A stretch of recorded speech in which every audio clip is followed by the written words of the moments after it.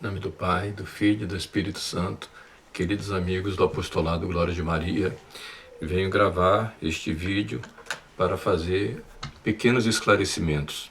O primeiro deles, e o mais importante, é deixar bem claro que eu não sou sede-vacantista. O meu apostolado não é sede-vacantista, o meu canal não é sede-vacantista. Aqueles que quiserem continuar me acompanhando, tenham isso bem claro. E a partir daqui tecer alguns comentários. A crise gerada pelo concílio é um acontecimento único na história da Igreja. É único na história da Igreja, porém não é único na história. Por isso, há certas possibilidades e certas posturas diante dessa crise que nós devemos considerar. Para que a gente entenda o que eu vou dizer, eu vou fazer uma analogia. As analogias são sempre imperfeitas, mas elas nos ajudam a compreender as coisas. Então vou fazer uma analogia com a paixão de Cristo, entre o que nosso Senhor sofreu na sua paixão e o que a igreja sofre hoje.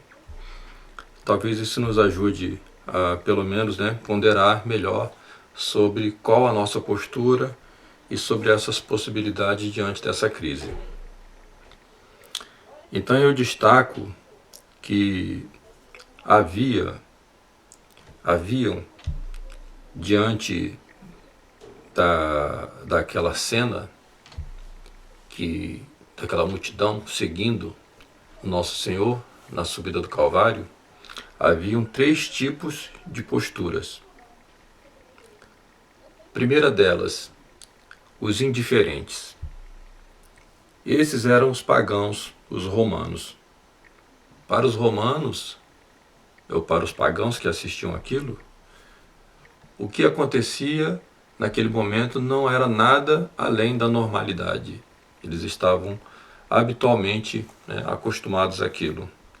Era uma prática romana executar prisioneiros, fazendo daquilo um espetáculo público que terminava no cume do sofrimento humano, que era a crucifixão. Então as pessoas que acompanhavam aquele cortejo, muitas estavam indiferentes àquilo, e assim se comportavam, por exemplo, os guardas, que, enquanto Nosso Senhor agonizava na cruz, faziam apostas sobre suas vestes. O segundo grupo são os judeus, e nós podemos dividir esse grupo de judeus em 3 categorias. Primeira categoria são aqueles que rejeitaram o Messias, assistiam a esta cena com certo júbilo satânico, ou seja, comemoravam o que estava acontecendo como uma vitória. Estes são mais culpados. Haviam os judeus que eram piedosos, percebiam que naquele momento uma injustiça estava ocorrendo, mas não tinham noção exatamente da dimensão daqueles acontecimentos. E havia ainda um terceiro grupo de judeus, eram aqueles que haviam acreditado que nosso Senhor Jesus Cristo era o Messias. Então vamos nos atentar a esse terceiro grupo, porque dentro desse terceiro grupo nós podemos também distinguir 3 outros grupos. Primeiro, dentre estes que acreditaram que nosso Senhor era o Messias, nós temos aqueles que se escandalizaram com aquela morte humilhante e declinaram da fé, dizendo: um Deus não pode morrer assim, tão humilhado. Logo esse homem nos enganou. E esses declinaram da fé e abandonaram a fé. O segundo grupo, aqueles que, depois dos fatos, dirão: quem morreu na cruz não foi Deus, mas uma imagem humana de Deus. E por ser uma imagem, logo, não poderia ter sofrido de verdade.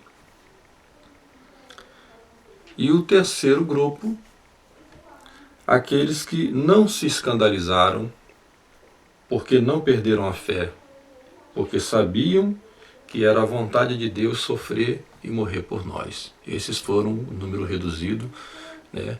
Nossa Senhora, aos pés da cruz.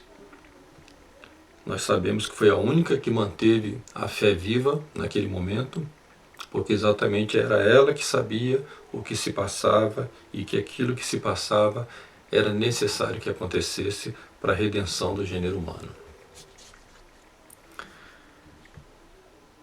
Então, diante dessa crise da igreja, nós vemos a igreja subindo o Calvário, nós vemos essas posturas dos indiferentes, o mundo de um modo geral, que não tem consciência do que está se passando nesse momento histórico. Nós temos a postura dos inimigos de Deus, que estão comemorando, estão se regozijando porque pensam que venceram. E nós temos a postura dos católicos.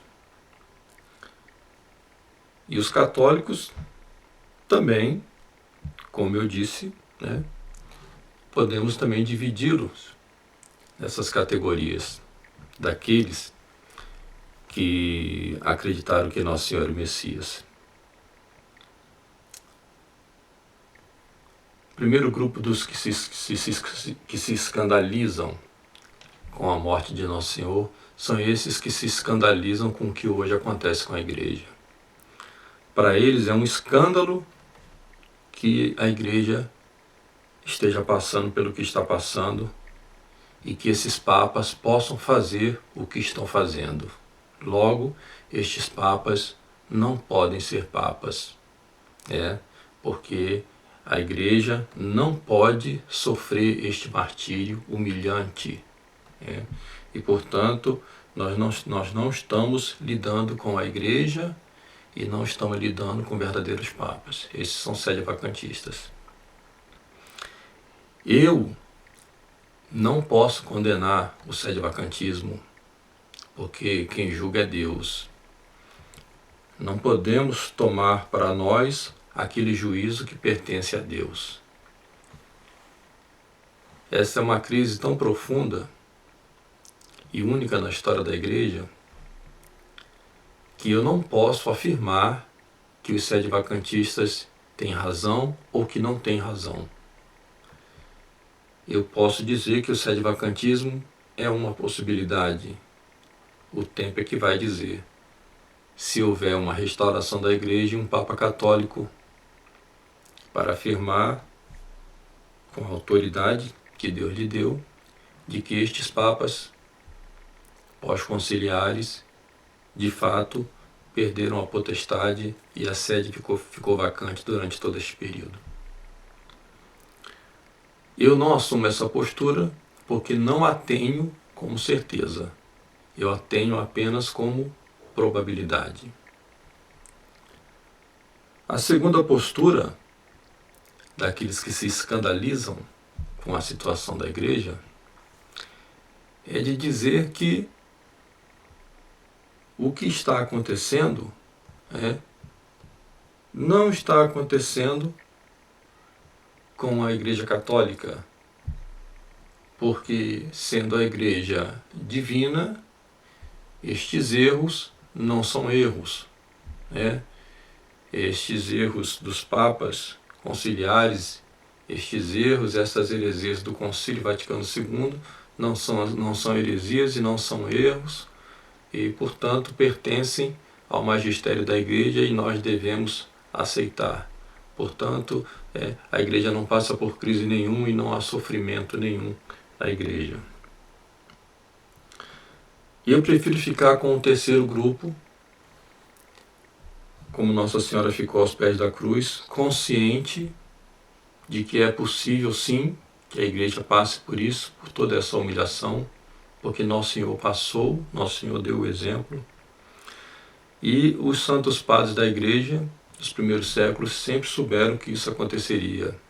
São Jerônimo dizia que a grande apostasia, a abominação desoladora no lugar santo que Nosso Senhor predisse, citando o profeta Daniel, seria exatamente a introdução de uma falsa doutrina dentro da igreja. São Paulo, na segunda carta aos Tessalonicenses, ele diz que antes da vinda do anticristo deve vir a apostasia. Ora, o que é a apostasia senão o abandono da fé no verdadeiro Deus? Eu disse na outra aula que se não houvesse um verdadeiro Deus, não haveria apostasia. Nós vivemos essa época da grande apostasia. Então, há possibilidades e há posturas a se tomar diante dessas possibilidades. Consideremos essas possibilidades e consideremos a postura que devemos tomar. A postura que eu tomo diante dessa situação é de não aderir ao sede-vacantismo, porque eu considero o sede-vacantismo uma posição, um posicionamento temerário. Considero o sede-vacantismo um posicionamento imprudente e que pode conduzir ao cisma, como de fato já ocorreu com o Palmar de Troia.